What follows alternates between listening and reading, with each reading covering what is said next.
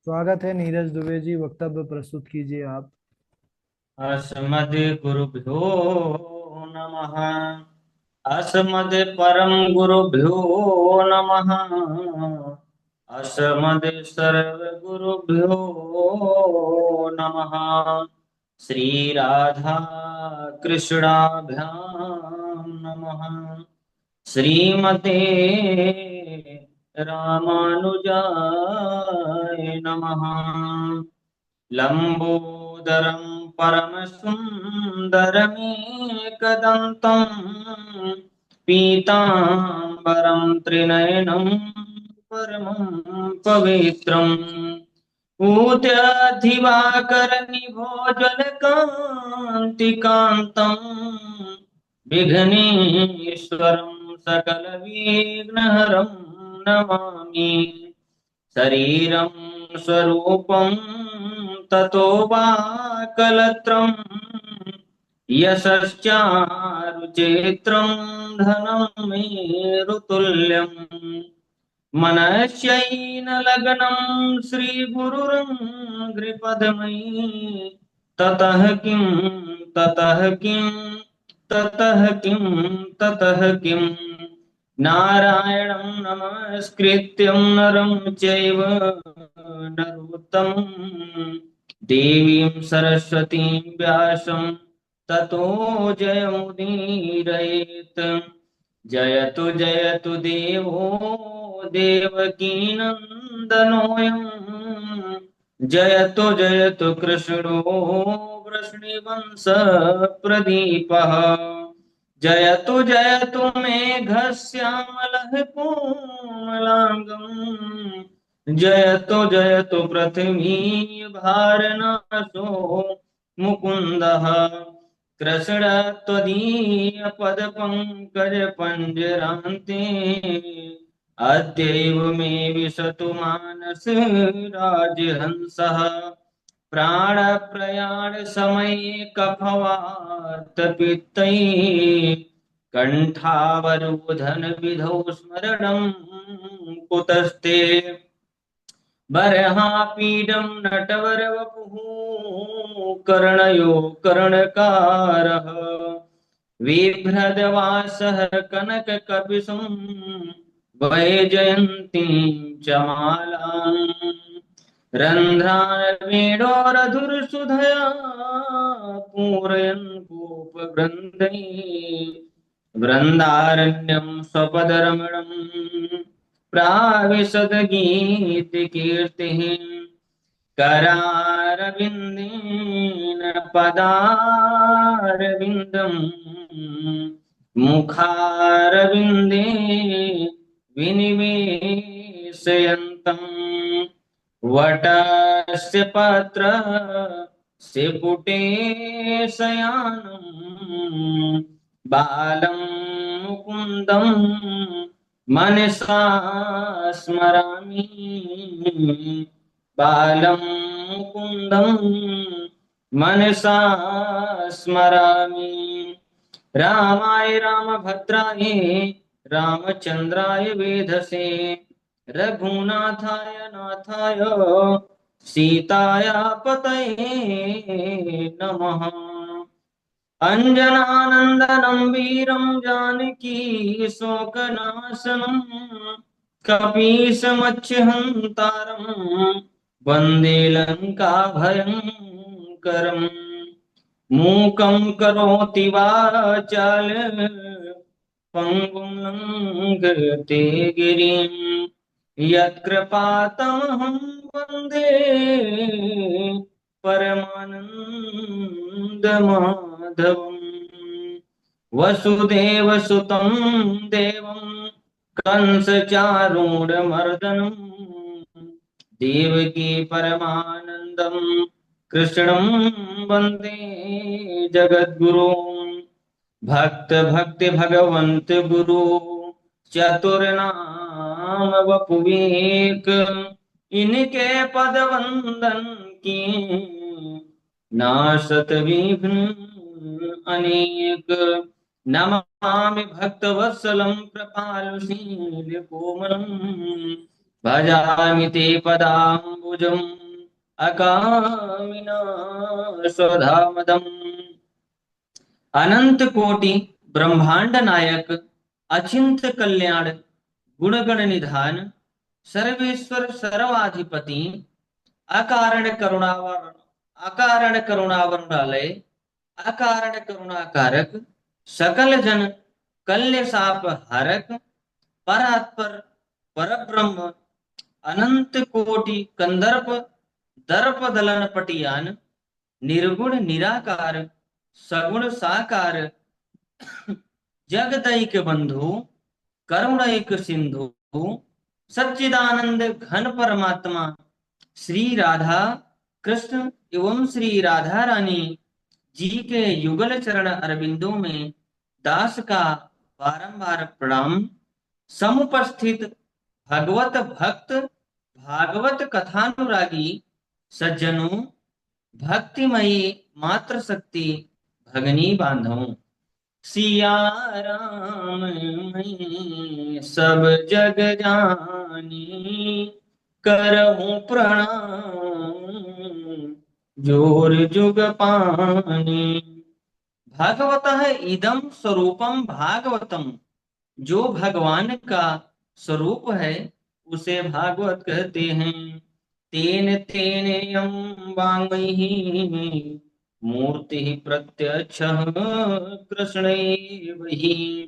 यह श्रीमद् भागवत भगवान श्री कृष्ण की प्रत्यक्ष शब्दमयी मूर्ति है। भगवतः प्रोक्तम भागवतम, भगवान ने जिसका उपदेश किया है उसे भागवत कहते हैं। भगवतः चरितम यस्मिन् तद भागवतम, जिसमें भगवान के पावन परम चरित्र का वर्णन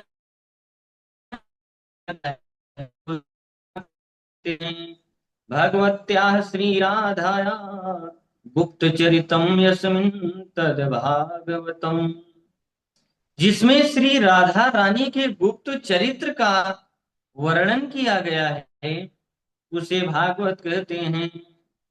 भगवतो श्री राधा कृष्णयो इदं स्वरूपम भागवतम, जिसमें श्री राधा कृष्ण के पावन चरित्र का वर्णन किया गया है, जो राधा कृष्ण के युगल स्वरूप हैं उसे भागवत कहते हैं।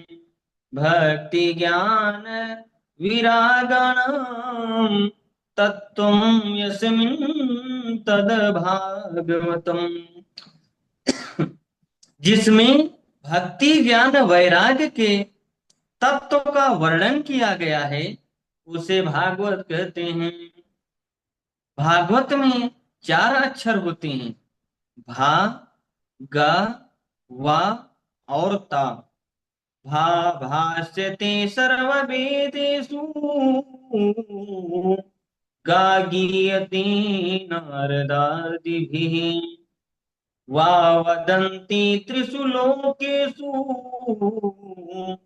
ता तरन्ति भवसागरः, जिसमें समस्त देवता प्रकाशित होते हैं, जिसका मान नारद आदि ऋषि तीनों लोकों में करते हैं, और जो भवसागर से तारने वाली है उसे भागवत कहते हैं।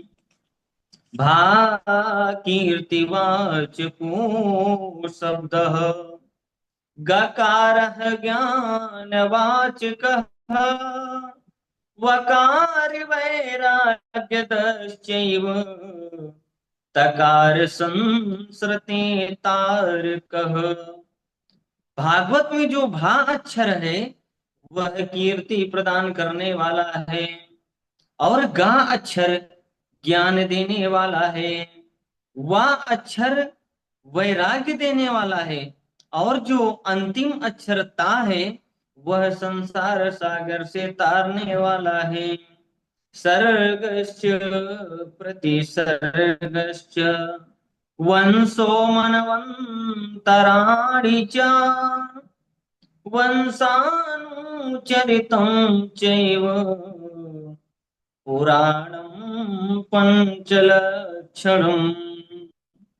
यहाँ सूक्ष्म सृष्टि, स्थूल सृष्टि, सूर्य चंद्र आदि के वंश का वर्णन, मनवंतर में होने वाले राजा तथा भगवान के भक्तों के वंश का वर्णन किया गया है। ऐसे 5 लक्षणों से युक्त ग्रंथ को पुराण कहते हैं। परंतु इस श्रीमद् भागवत में 10 लक्षण हैं, इसलिए यह महापुराण है। श्रीमद् भागवत के प्रारंभ में महात्म्य का वर्णन किया गया है। महात्म्य का अर्थ होता है महिमा। महात्म ज्ञान पूर्वकम श्रद्धा भवति। महिमा के ज्ञान के पश्चात ही श्रद्धा उत्पन्न होती है। परम पूज्य गोस्वामी तुलसीदास जी लिखते हैं, जानी बिनु ना होत परतीति, बिनु परतीति होत नाही प्रीति, बिनु परतीति होत नाही प्रीति। जब तक ज्ञान नहीं होता तब तक प्रेम उत्पन्न नहीं होता। अब मैं बलराम जी की ब्रज यात्रा की कथा कहूंगा। कृपया सभी लोग ध्यान पूर्वक श्रवण करेंगे। श्री सुखदेव जी कहते हैं, परीक्षित, एक बार बलराम जी को नंद बाबा आदि संबंधियों से मिलने की इच्छा हुई। तब वृंदावन पधारे नंद बाबा ने जैसे ही बलराम जी को देखा तो अत्यंत प्रसन्न हो गए, उन्हें हृदय से लगा लिया। बलराम जी ने नंद आदि वयोवृद्धों को प्रणाम किया और अपने बराबरी वालों से गले मिले और अपने से छोटों को आशीर्वचन दिया। एक दिन बलराम जी ने जल क्रीड़ा का मन बनाया और वहीं बैठे बैठे यमुना जी को पुकारने लगे। और जब यमुना जी नहीं आई तो बलराम जी को क्रोध आ गया। उन्होंने अपना हल उठाया, यमुना जी में लगाया और उन्हें खींच लिया। तब यमुना जी तिरछी हो गई। बलराम जी ने सभी गोपियों के साथ जल क्रीड़ा की। बलराम जी 2 महीने तक वृंदावन में ही रहे। और जब बलराम जी वृंदावन गए हुए थे उस समय करुष देश का राजा पौंड्रक, जो भगवान श्री कृष्ण के पास दूत भेजा और कहने लगा, इस जगत में वासुदेव केवल मैं ही हूं। तुमने मूर्खता बस इस वासुदेव का रूप धारण करके रखा है। तुम मेरी शरण में आ जाओ, अन्यथा मुझसे युद्ध करो। भगवान श्री कृष्ण ने जैसे ही यह सुना तो अपनी सेना को लेकर काशी पर आक्रमण कर दिया।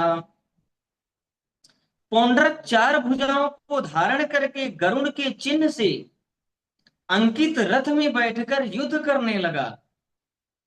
श्री कृष्ण ने जब उसका छलिया रूप देखा तो जोर जोर से हंसने लगे। पौंड्रक ने श्री कृष्ण पर अस्त्रों की बारिश कर दी। श्री कृष्ण ने उसके अस्त्र शस्त्र सभी को नष्ट कर दिया और अपने चक्र सुदर्शन का स्मरण करके उसका गोविंदाय नमो नमः कर दिया। पौंड्रक के मारे जाने के बाद उसका मित्र काशी नरेश युद्ध करने आया। श्री कृष्ण ने उसका सिर धड़ से अलग कर दिया और द्वारका लौट आए। सुदक्षिणा ने जब अपने पिता की मृत्यु का समाचार सुना तो अभिचार विधि से यज्ञ किया, जिससे अग्नि से एक कृतिका उत्पन्न हुई। 10 दिशाओं को जलाते हुए वह द्वारका गई। वहां के रक्षक सुदर्शन चक्र ने उसे देखा तो उसका मुंह कुचल दिया।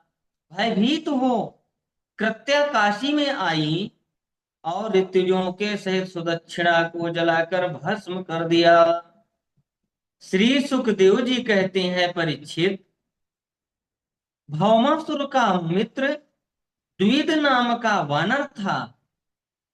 जब उसने अपने मित्र भौमासुर की मृत्यु का समाचार सुना तो द्वारका में आकर उत्पात मचाने लगा, नगरों को नष्ट करने लगा। बलराम जी बैठे हुए थे तो बलराम जी ने प्रहार किया, बलराम जी पर उसने प्रहार कर दिया। बलराम जी को क्रोध आ गया और बलराम जी ने अपना हल उठाया और उसका भी गोविंदाय नमो नमः कर दिया। परीक्षित, जाम्बवती नंदन सांब ने स्वयंवर से अकेले ही दुर्योधन की पुत्री लक्ष्मणा का हरण कर लिया, जिससे कौरवों में छल पूर्वक सांब को बंदी बना लिया। नारद जी के द्वारा जब यह संदेश बलराम जी को मिला तो बलराम जी हस्तिनापुर पधारे और दुर्योधन से कहने लगे, तुमने जो सांब को छल पूर्वक बंदी बना लिया है, तुम उसे छोड़ दो, मैं तुम्हारे अपराध को क्षमा कर दूंगा। बलराम जी के इस प्रकार कहने पर भी दुर्योधन ने सांब को छोड़ने से मना कर दिया। बलराम जी को क्रोध आ गया। उन्होंने अपने हल को उठाया और हस्तिनापुर को खींचकर यमुना के ऊपर ला दिए, जिससे सारी हस्तिनापुर यमुना जी के ऊपर उतराने लगी। दुर्योधन भयभीत होकर बलराम जी के शरण में आ गया और हाथ जोड़कर स्तुति करने लगा। राम रामाखिलाधार प्रभावं न विदामते मूढ़ानां नः कुबुद्धीनां क्षन्तुम् अर्हस्यति क्रमम् क्षन्तुम् अर्हस्यति क्रमम्। हे अखिल जगत के आधार, हम आपके प्रभाव को नहीं समझ पाए, आप हमारे इस अपराध को क्षमा कीजिए। दुर्योधन ने जब सांब के साथ अपनी पुत्री लक्ष्मणा का विवाह किया और बहुत सारा दहेज देकर उसे विदा किया। परीक्षित, एक बार देवर्षि नारद सोचने लगे कि भगवान श्री कृष्ण की 16,108 पत्नियां हैं, रानियां हैं, वे उनके साथ कैसे रहते होंगे। तब वह देखने के लिए द्वारका आए। वहां उन्होंने देखा कि 16,108 रानियों के लिए 16,108 महल बने हुए हैं। सबसे पहले देवर्षि नारद रुक्मिणी के महल में प्रवेश किए।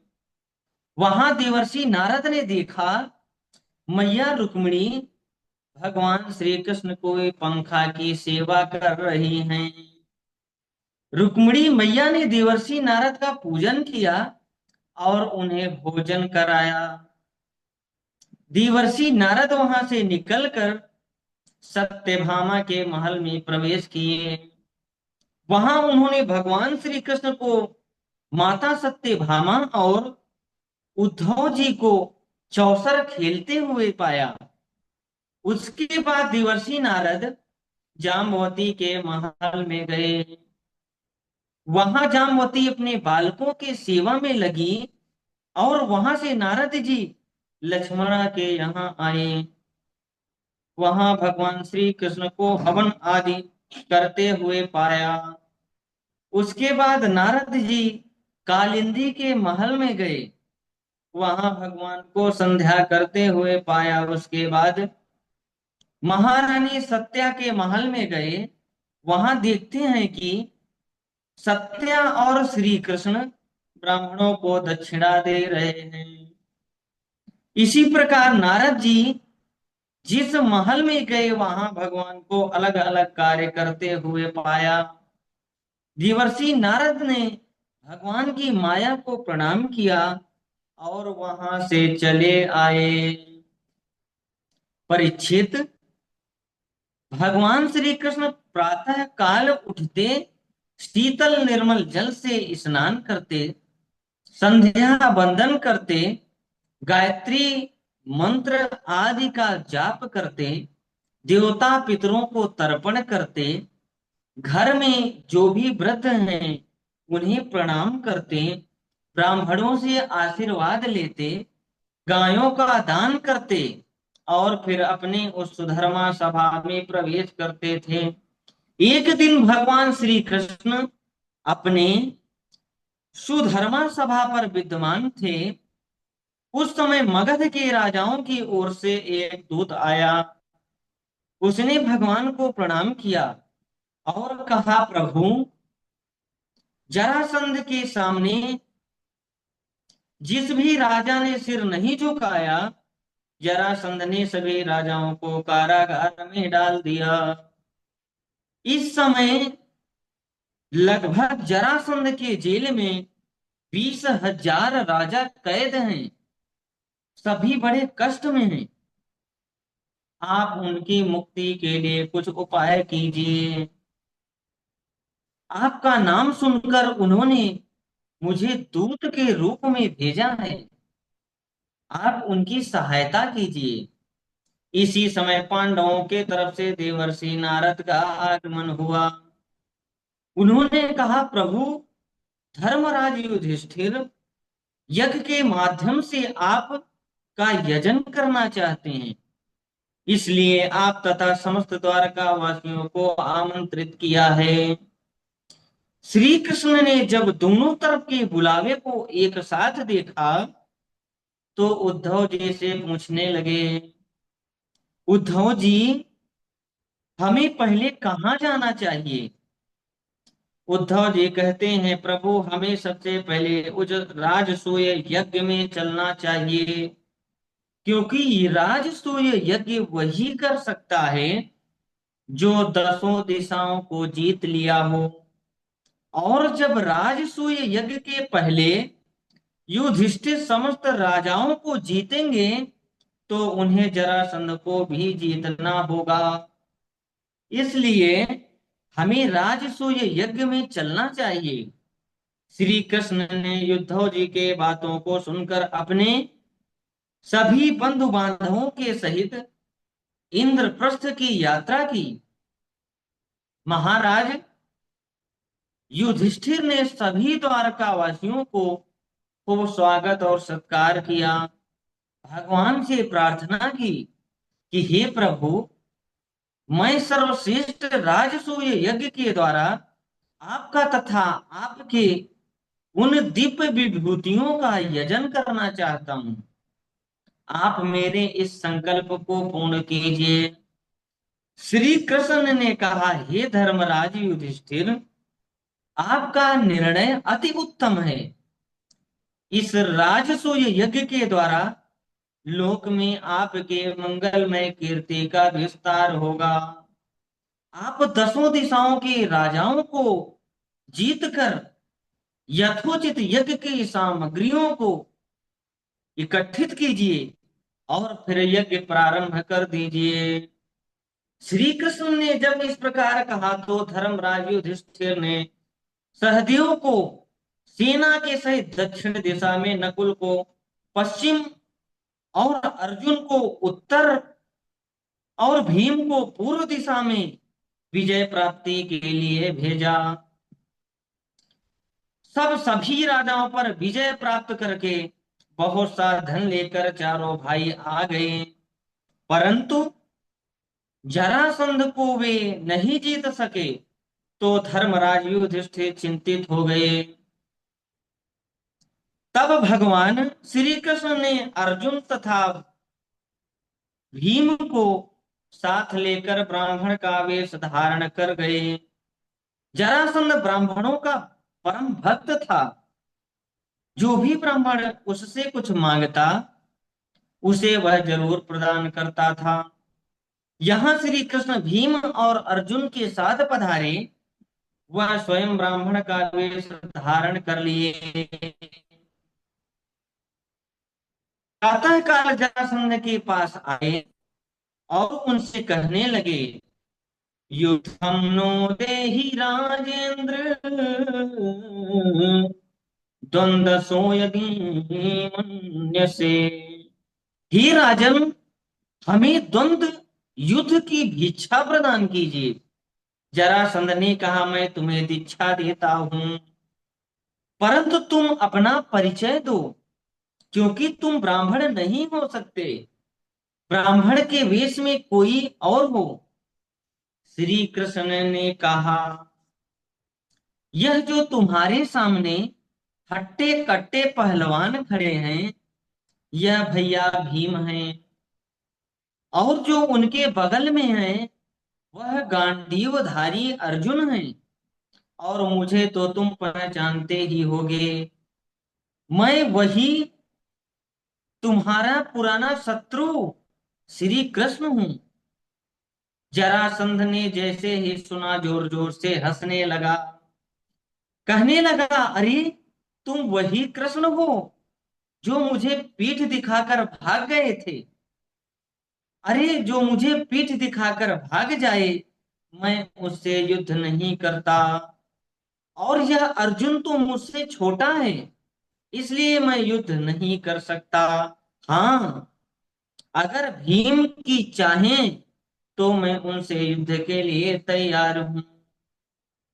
जरासंध और भीम आपस में युद्ध करने लगे। यह लोग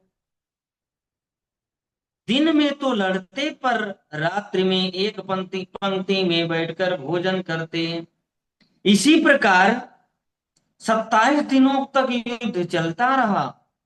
28वें दिन भीम हाथ जोड़कर श्री कृष्ण के पास पहुंच गए। प्रभु, अब मैं युद्ध करने में असमर्थ हूं। श्री कृष्ण ने सांत्वना प्रदान की और अपने अमृतमय हाथों का स्पर्श किया, जिससे भीम की समस्त पीड़ा समाप्त हो गई। भीम पुनः तैयार हो गए। जैसे ही युद्ध शुरू हुआ, जरासंध और भीम दोनों गदा लेकर भिड़ गए। जरासंध ने भीम को उठाकर पृथ्वी पर पटक दिया।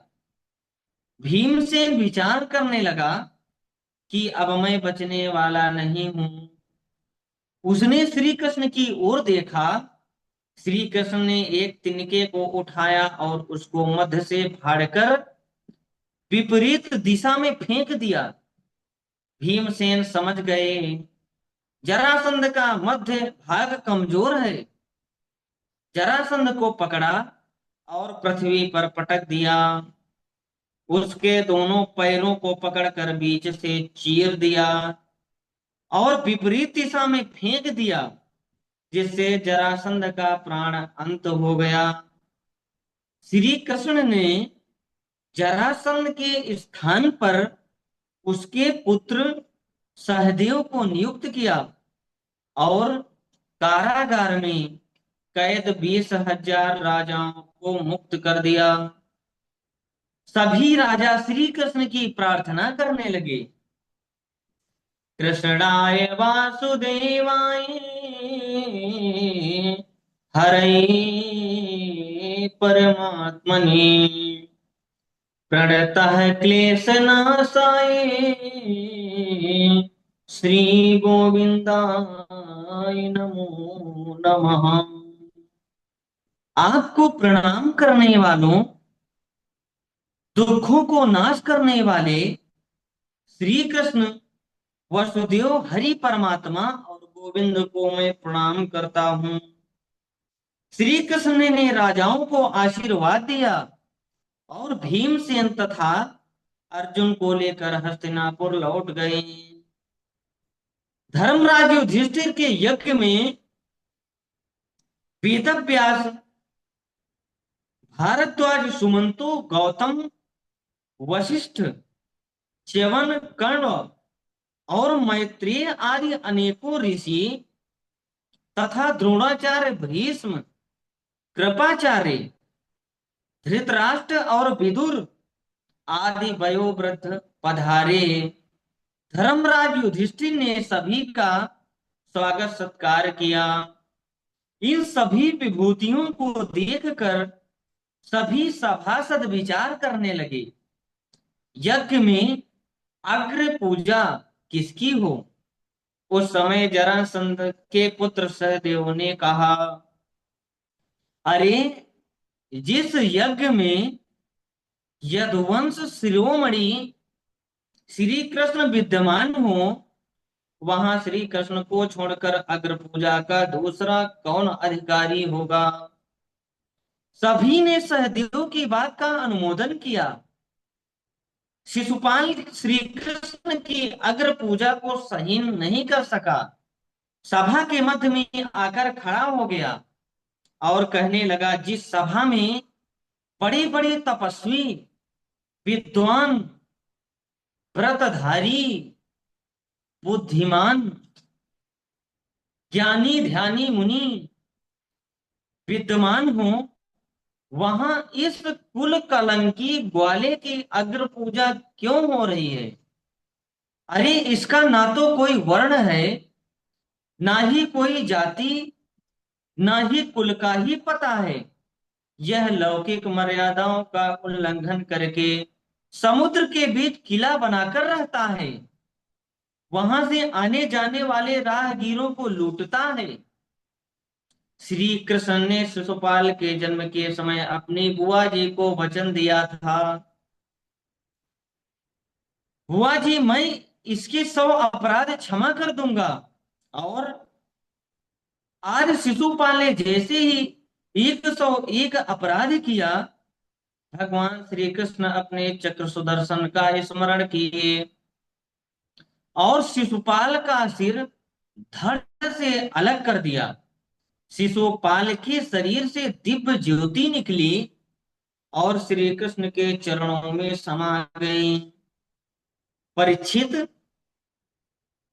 जब यह यज्ञ प्रारंभ हुआ तो भीमसेन को रसोई का काम सौंपा गया, क्योंकि खिला तो वही सकता है जो खा सकता है। दुर्योधन को कोषाध्यक्ष बनाया गया, क्योंकि उसके हाथों में ऐसी रेखा थी कि वह जितना धन खर्च करेगा उतना ही दुगुना बढ़ेगा। भगवान श्री कृष्ण स्वयं झूठी पत्तलों को उठाते थे। यज्ञ निर्विघ्न संपन्न हुआ। महाराज युधिष्ठिर ने ब्राह्मणों को बहुत सी दान दक्षिणा प्रदान की और अतिथियों का सम्मान किया, सभी को विदाई दिया और विदा किया। श्री कृष्ण पांडवों के प्रेम के कारण कुछ दिन वहीं पर ठहर गए। जब श्री कृष्ण इंद्रप्रस्थ में थे, उस समय शिशुपाल के सखा साल्व ने अपने मित्र का वध का समाचार सुना। बदला लेने के लिए भोले बाबा की आराधना करने लगा। भोले बाबा आराधना से प्रसन्न हो गए और सौभ नाम का एक दिव्य प्रदान कर दिया। उसके गति का कोई अंदाजा नहीं लगा सकता था। विमान में बैठकर साल द्वारका को नष्ट करने लगा, द्वारकावासियों को पीड़ित करने लगा। यहां भयंकर अपशगुन श्री कृष्ण को दिखाई देने लगे। तब वे पांडवों से आज्ञा लेकर द्वारका की यात्रा की। वहां बलराम जी को द्वारका की रक्षा के लिए नियुक्त कर स्वयं युद्ध के लिए आए। साल्व ने जब श्री कृष्ण को देखा उनके सारथी पर शक्ति नामक अस्त्र चला दिया। श्री कृष्ण ने उसके अस्त्र को नष्ट कर दिया और गदा का प्रहार करके उसके दिव्य विमान को चूर चूर कर दिया। तो साल्व क्रोधित होकर गदा लेकर श्री कृष्ण को मारने के लिए दौड़ा। भगवान ने चक्र सुदर्शन का पुनः स्मरण किया और साल्व का सिर धड़ से अलग कर दिया। जब साल्व की मृत्यु के पश्चात उसका मित्र तंत्र वक्र युद्ध करने के लिए आया। कृष्ण ने उसका भी गोविंदाय नमो नमः कर दिया। दंत वक्र का भाई विदुरथ युद्ध करने आया। श्री कृष्ण ने उसका भी वध कर दिया। परीक्षित, जब पांडवों और कौरवों के बीच महाभारत युद्ध होने वाला था, तो उस समय बलराम जी तीर्थ यात्रा में निकल गए और तीर्थ यात्रा करते करते वह नैमिषारण्य की पावन भूमि पर पहुंचे, जहां सभी ऋषियों ने उनका स्वागत किया। परंतु रोमा हर्षण जी ने उनका स्वागत सत्कार नहीं किया, यहां तक कि गद्दी से खड़े भी नहीं हुए। बलराम जी ने एक कुशा उठाई और उस कुशा से प्रहार कर दिया। रोमहर्षण का प्राण अंत हो गया। चारों ओर हाहाकार मच गया। ऋषि मुनि कहने लगे, प्रभु, हमें सुंदर सुंदर भगवान की कथा का पान कौन कराएगा। तब बलराम जी ने ऋषियों को आश्वासन देते हुए कहा, आत्मार्थे जायते पुत्रः। हे ऋषियों, हे ऋषियों, पिता की ही आत्मा पुत्र के रूप में अवतरित होती है। आप लोग निश्चिंत रहें। बलराम जी ने अपने योग बल से रोमहर्षण जी की समस्त विद्याएं उनके पुत्र श्री सूत जी को प्रदान कर दी। ऋषियों ने कहा, इसके अलावा और कोई समस्या हो तो बताइए। ऋषियों ने कहा, बलराम जी, जब हम ऋषि मुनि यज्ञ प्रारंभ करते हैं, उस समय इलवल का पुत्र बलवन परेशान करता है, यज्ञ विध्वंस कर देता है। इसलिए आप ही इसका समाधान कीजिए। बलराम जी ने ऋषियों को आदेश दिया, आप यज्ञ प्रारंभ कीजिए। जैसे ही ऋषियों ने यज्ञ प्रारंभ किया, वह बलवल अपने सेना के सहित आकाश मार्ग से आ गया। बलराम जी ने अपना हल से खींच मूसल से ऐसा प्रहार किया कि उसका गोविंदाय नमो नमः हो गया। अब मैं इसके आगे की कथा सुदामा चरित्र अगले वक्तव्य में करूंगा। इसके पहले मैं एक भजन प्रस्तुत करना चाहता हूं।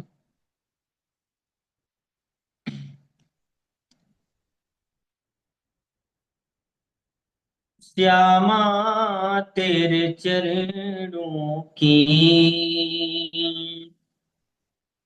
कर धूल जो मिल जाए, श्यामा तेरे चरणों की कर धूल जो मिल जाए, सच कहता हूँ श्यामा,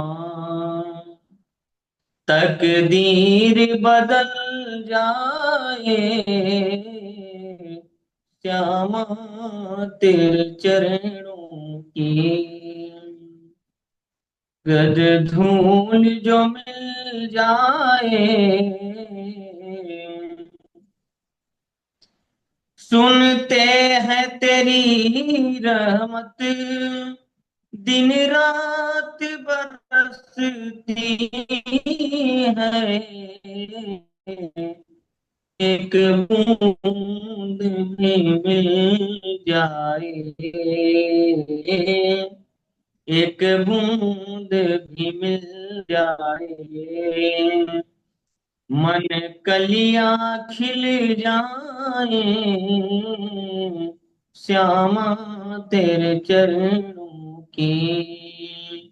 कर धूल जो मिल जाए, सच कहता हूँ भगवन, तकदीर बदल जाए, श्यामा तेरे चरणों की। नजरों से गिराना ना, चाहे जितनी सजा देना, नजरों से जो गिर जाए, मुश्किल ही संभल पाए, श्यामा तेरे चरणों की। कर धूल जो मिल जाए, सच कहता हूँ भगवन, तकदीर बदल जाए, श्यामा तेरे चरणों की। ये मन बड़ा चंचल है, कैसे तेरा भजन करूं, जितना इसे समझाऊं,